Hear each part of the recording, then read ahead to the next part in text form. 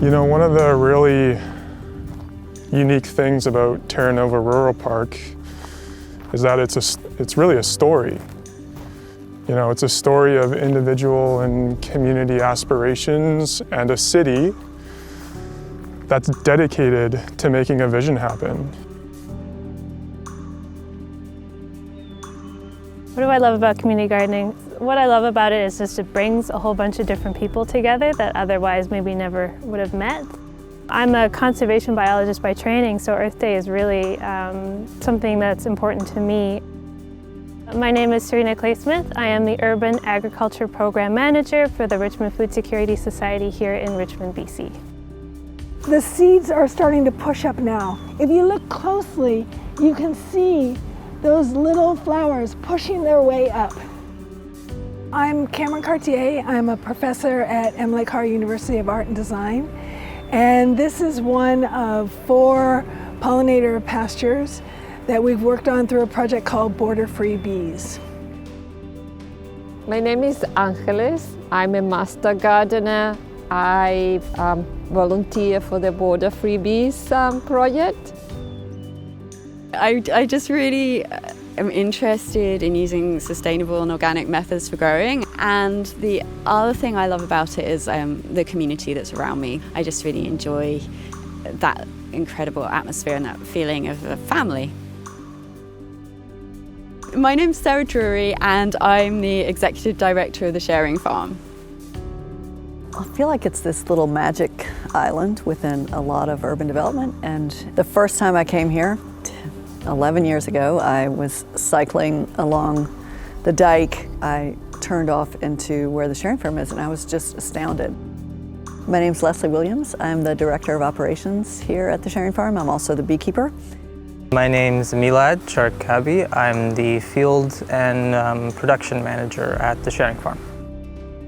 Yeah, I mean, for me, it's so therapeutic. I get solace, I get enjoyment, I get entertainment from looking at birds. And part of why I do what I do is because I want more people to find this. My name is Yusuf Attia. I work with Birds Canada. I coordinate and support citizen science projects, which are volunteer-driven surveys that help keep tabs on populations of birds. My name is Magnus Sinclair. I'm the coordinator of parks programs for the City of Richmond. And we're here in beautiful Terra Nova Rural Park to celebrate Earth Day. We're going to take you around, view a bunch of wonderful sustainability initiatives that we have going on in the park. We're going to meet a lot of wonderful, passionate people who make this such a special space and what they're doing and how you can get involved. I think in the community gardens we're always trying to focus on sustainability. I'm a big advocate of increasing native plant use to benefit our pollinators. So I think what people do in their garden here has a way larger impact on the environment as an education piece and just to get connected with the earth. A lot of people take the opportunity to overwinter things, so we've got rows and rows and rows of garlic, as well as kale over here, so people can grow all year round if they want. I think a lot of the community gardening has a great strength in education. People understand where their food comes from, have access to local and healthy food, and just educate themselves on really what goes into growing food.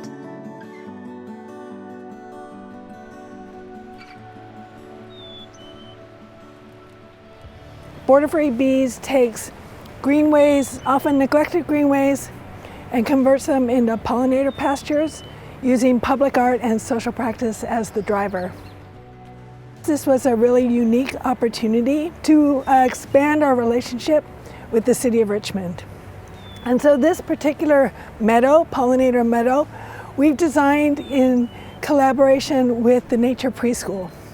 So the apiary sculptures you see here and on the other side were specifically designed to be a living classroom.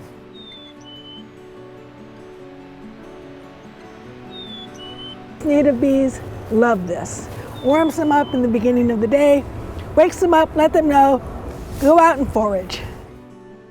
I would like to say that these kind of projects help pollinators, absolutely, but help wildlife in general. And that is very important.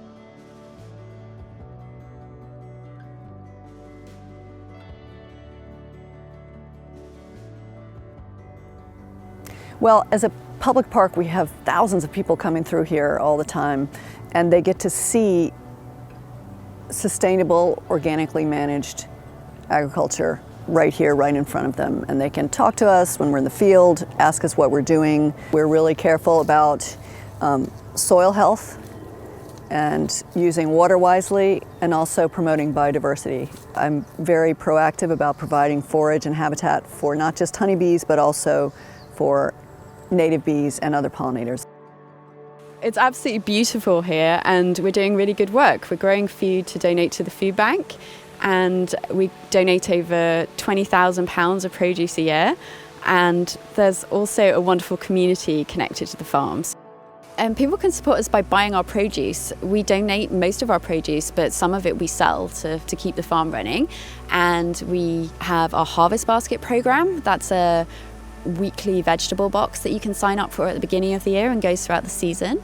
We have our online store, which we've just started, and we'll be selling all our garlic and honey from there, as well as some other produce as well. Volunteering definitely connects people to the earth. You're learning about different ways of growing, you're getting your hands dirty, and you're also meeting community members at a very safe distance.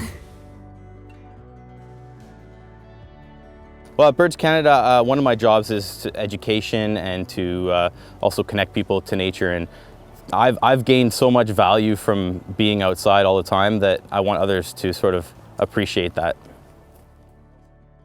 Some of the initiatives that Richmond has put in place is improving nesting habitat for species like tree swallows, barn owls, which has been going on for a while. And the first tree swallows are just arriving here in the past couple days. It's really great to see. And they're taking to the boxes really well. Here in Richmond, what we did is we identified ways in order to sort of sustain habitat for these amazing creatures by installing barn owl boxes. We have 6 barn owl boxes here in Terra Nova Park alone. So the city works with Environment Canada's Urban Owl Conservation Project to monitor the owl boxes, and many of the young owls reared in the boxes have actually been banded to help us better understand the ways in which we can aid this amazing species. In 2015, when we started out, we recorded 8 owlets raised in that first year. Since then, it's grown exponentially, and it's largely due to the fact that there's a bunch of sustainable habitat here and areas where the city has intentionally left it to sort of be natural so that it provides the habitat necessary to sustain all of these barn owls.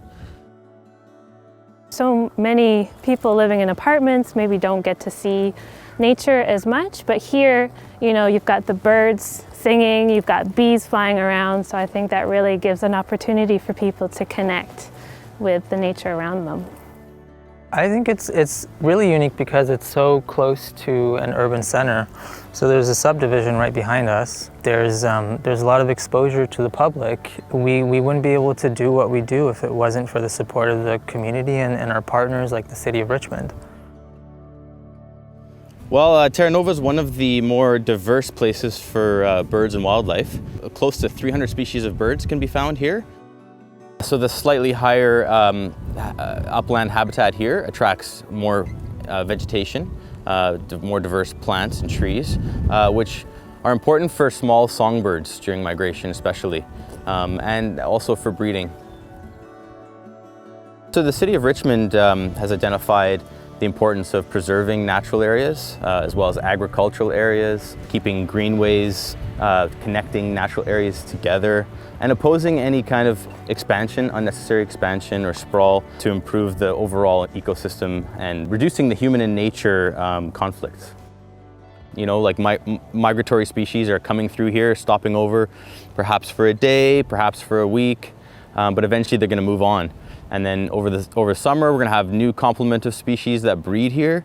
And then in the fall, we'll have some more species that return back through. Winter is another story. It's always changing, right? It keeps it interesting for us to keep tabs on all these species. Earth Day is really important for us at the Sharing Farm because we are farming with environmentally sustainable practices. Having climate-friendly growing is really important to what we're doing. I think it's crucial that we remember that we need a biodiverse planet, and agriculture can be a part of that. Being a farmer, every day is Earth Day. The work requires me to be very in touch with the land and the climate.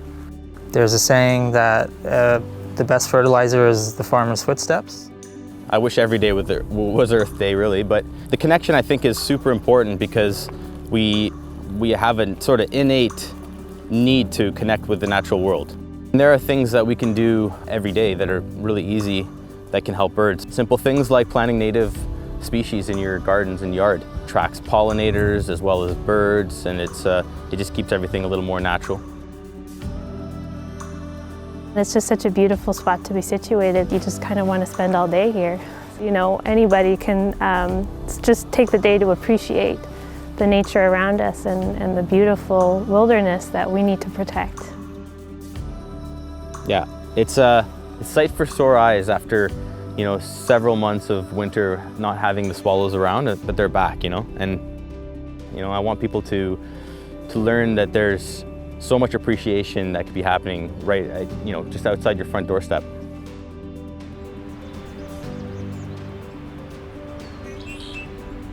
You know, when you visit, you can find remnants of indigenous fishing camps, settler homes from the 1880s, original gardens, orchards, fallow fields, hedgerows, waterways, woodlots, and examples of urban farming.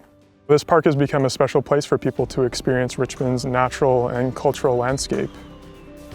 By linking people and nature and heritage and urban agriculture and wildlife and a number of other things, all in this one really special city park.